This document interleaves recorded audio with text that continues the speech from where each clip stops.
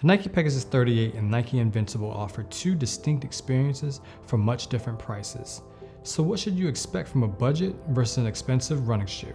Today, let's explore the Nike Pegasus 38 versus Nike Invincible.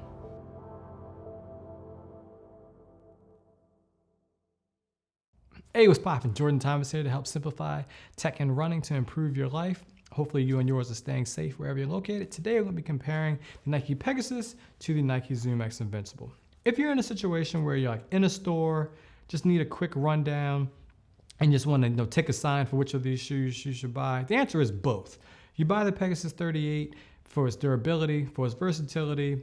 It's going to be very accommodating to a number of different foot types, and you buy the ZoomX Invincible as an auxiliary type shoe to your overall rotation. So think workhorse with the 38 and think specialized experience with the Invincible. Now, if you want to go deeper and understand what you should look for when you're looking at a budget type shoe versus a more expensive shoe, let's keep moving.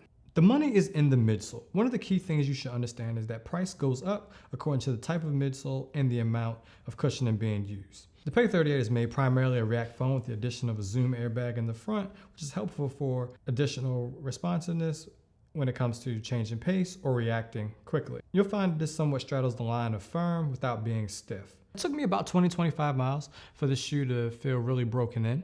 However, they're very durable, and because of this, the type of midsole, you can get up to 300 miles in one shoe easily. And I've even had a few high schoolers chime in and say they've taken these shoes up to 600 plus miles. So that just goes to the longevity and the durability that's going to be associated with the Pegasus 38. Now, when it comes to the Nike Invincible, it features Nike's most premium midsole, and that's ZoomX, and there's a lot of it. The midsole, for me, felt a little bit more towards the softer side, and that also lent itself really well to being a great recovery day shoe, as well as a shoe that I would reach for when it came to my longer overall runs where I didn't need to hit a specific time. Now, the overall durability for the Invincible is still a question mark for me because it's still a relatively new shoe, not just in terms of me purchasing it, but it being a shoe that was only introduced a couple of months ago. So right now I'm over 100. We're going to keep talking about this and seeing how it goes. Right now, though, I'm still enjoying it just as much as I took them out the box. And the other nice thing about ZoomX, it felt broken in from day one. And so I've been fortunate enough to spend over 100 miles in the Invincible and just over 50 miles in the Pegasus. When it comes to the outsole, what I find with more expensive shoes, the traction is good on an expensive shoe. However, it ends up a lot of times being optimized for weight. The Invincible offers an innovative experience with excellent traction using a mini waffle pattern, although it is wearing down in certain spots overall. The Pegasus, tried and true waffle experience, it lends itself naturally to multiple surfaces, which is another reason for picking these shoes up. If you spend a lot of time on a lot of multiple surfaces, I would definitely say pick up the 38. I know that I find in my running that I'm on dirt, grass, trail, track, road, asphalt. And so just having one shoe in my lineup that can do all of those things makes it a must-buy shoe in my opinion. When it comes to the ZoomX Invincible, when it comes to just particularly the outsole, I find for this shoe in the rotation where I'm not hesitant to use it on its other surfaces because of the combination of the outsole and the midsole, I just don't feel as comfortable taking this on even a less than technical type of trail, but certainly when it comes to like asphalt, concrete, no problem. When it comes to the upper and the fit, you're looking at kind of like functional versus kind of like tailored or customized. When it comes to the Pegasus, because it's so accommodating to so many different foot sizes, you got a lot of room in the toe box. There's a decent amount of lacing, but it more or less sits primarily in the midfoot. And so it's a little bit challenging to get a very secure fit when it comes to these. But because of all that accommodation, I just become very used to that particular type of shoe. But when it comes to less expensive shoes, you're going to have some challenges in terms of finding like that perfect sweet spot. They updated the engineered mesh. There's also kind of like a light padding that goes throughout. So it does create a better experience somewhat than the 37.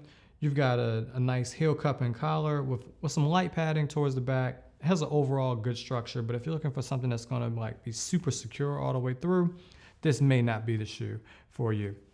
However, when it comes to the ZoomX Invincible, for that additional $60 or so that you're getting in this shoe, not only do you get this beefed up midsole, but you get a beefed up outsole. One of the things that I really like, and I didn't talk about it as much on my original review of these. I like the amount of lacing that's in here. Not just the amount of laces, but the amount of eyelets that you have in here. Because they go decently far down when it comes to the toe box, I find that I'm able to get a nice and secure fit. This fly knit is definitely money. This is probably my favorite version of fly knit, other than the version that was used on the Alpha Fly. The counter is very sturdy. There's a lot of additional cushioning. The tongue is very padded. Like, it is just a great experience from an upper. And so this is where you start to see some of the differences in a $120 shoe versus a $180 shoe. So when you're looking at a shoe from those 3 dimensions, what you're gonna see and find out is that the more expensive shoe comes with a number of other bells and whistles. But I don't think you build your entire rotation out of the bells and whistles. You buy something that's a workhorse, and you find other ones that are going to be supporting characters to it. Think about it like the Avengers. Like, I mean, not to be too basic, but think about like this is like Captain America, and think about this as like Falcon or Winter Soldier. One other caveat that I would say, and when it comes to just the overall performance, think versatility versus specialty. Generally, when it comes to a workhorse, this is the shoe that you want to be able to do anywhere kind of like 50 to 80% of your overall runs. And in a lot of budget shoes, you can do that. And I think that's one of the redeeming qualities of it, because you can use it and it'd be mostly good across a range of things. But when it comes to like more expensive shoes, it pretty much does 1, maybe 2 things really well. And so I know we all are looking for shoes that can do everything well, all for less than $100, but it's just not the case.